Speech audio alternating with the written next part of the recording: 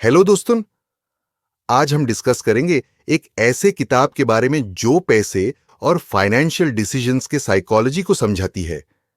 इस किताब का नाम है द साइकोलॉजी ऑफ मनी, जिसे लिखा है मॉर्गन हाउसल। यह किताब बताती है कि पैसे के साथ हमारा रिलेशन सिर्फ नंबर्स तक लिमिटेड नहीं होता, बल्कि हमारे इमोशंस और डिसीजन मेकिंग प्रोसेस भी काफी इंपॉर्टेंट रोल प्ले करते हैं। तो चलिए इस किताब को एक्सप्लोर करते हैं। चैप्टर 1 नो वंस पहला चैप्टर बताता है कि हर किसी का पैसे के बारे में अपना अलग पर्सपेक्टिव होता है। जब हम दूसरे लोगों को देखते हैं कि उन्होंने कैसे अपनी फाइनेंशियल डिसीजंस लिए हैं, तो हमें लगता है कि वो गलत हैं।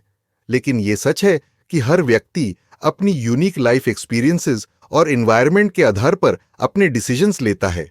जो चीज एक व्यक्ति के लिए सही होती है, वो दूसरे के लिए नहीं हो सकती।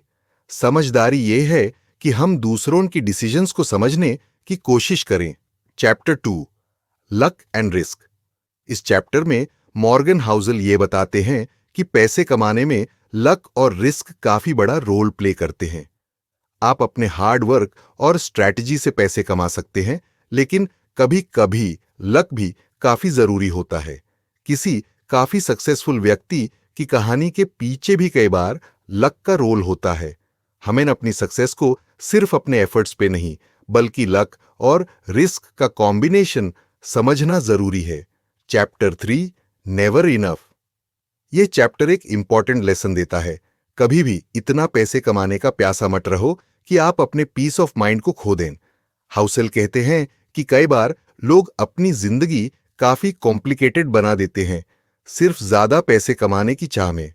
लेकिन जब आपको लगता है कि आपको और पैसे चाहिए, तो आप अपनी खुशियां और मेंटल पीस को छोड़ देते हैं।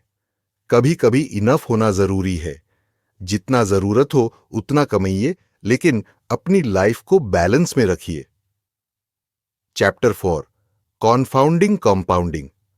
इस चैप्टर में हाउसल कंपाउंडिंग की इंपॉर्टेंस को समझाते हैं। कंपाउंडिंग का मतलब है आप जो भी पैसे कमाते हो, वो आपके एग्जिस्टिंग पैसे पे इंटरेस्ट कमाने लगते हैं। इस प्रोसेस को समझना और अपनी इन्वेस्टमेंट्स में अप्लाई करना बहुत जरूरी है। छोटी शुरुआत से भी अगर आप रेगुलर इन्वेस्टमेंट करते हैं, तो टाइम के साथ आपको अमेजिंग रिटर्न्स मिल सकते हैं। इसलिए पैसे का ग्रोथ धीरे धीरे होता है, लेकिन आपको पेशेंस रखना जरूरी है। Chapter 5 getting wealthy versus staying wealthy. यह चैप्टर बताता है कि पैसे कमाना और उससे संभलना दोनों अलग स्किल्स हैं। कई लोग पैसे कमाने में सक्सेसफुल होते हैं, लेकिन उन्हें उस वेल्थ को मेंटेन करने में प्रॉब्लम होती है। जब आप वेल्थ क्रिएट करते हो, तो आपको अपने रिस्क टेकिंग एबिलिटी को समझना जरूरी होता है। और जब आपको वेल्थ को प्रिजर्व करना हो, तब आपको पेशेंस और कॉशियस अप्रोच अपनानी होती है। Chapter 6 tells you win. इस चैप्टर में हाउसल यह बताते हैं कि लाइफ में जो सक्सेस स्टोरीज होती हैं, उनमें अक्सर आउटलायर इवेंट्स काफी इंपॉर्टेंट होते हैं।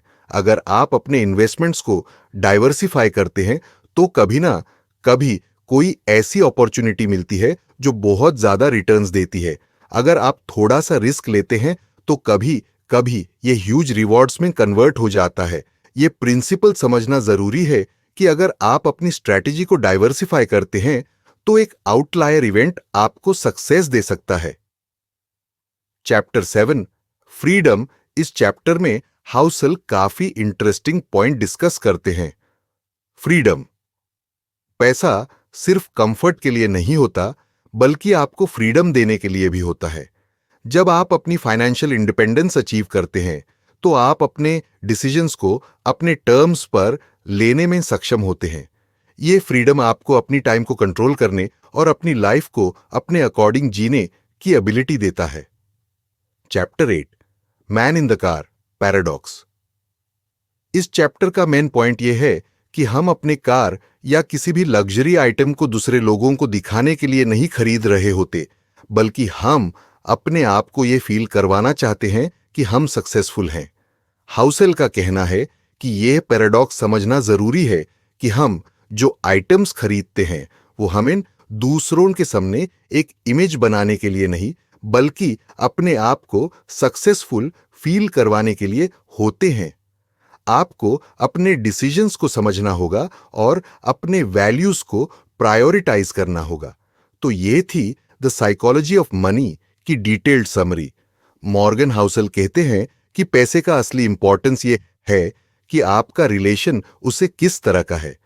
पैसा सिर्फ एक टूल है जो आपकी लाइफ को बेटर बना सकता है, अगर आप उसे सही तरीके से समझते हैं। ये किताब हमें ये सिखाती है कि वेल्थ सिर्फ अर्निंग से नहीं, बल्कि वेल्थ को सस्टेन करने और उससे बैलेंस करने से आती है। आपको अपनी लाइफ को सिंपल और पर्पसफुल बनाना होगा। अगर आपको ये वीडियो पसंद आई हो तो लाइक और सब्सक्राइब जरूर करना। अगले वीडियो में हम और ऐसे इंपॉर्टेंट टॉपिक्स डिस्कस करेंगे। Thank you.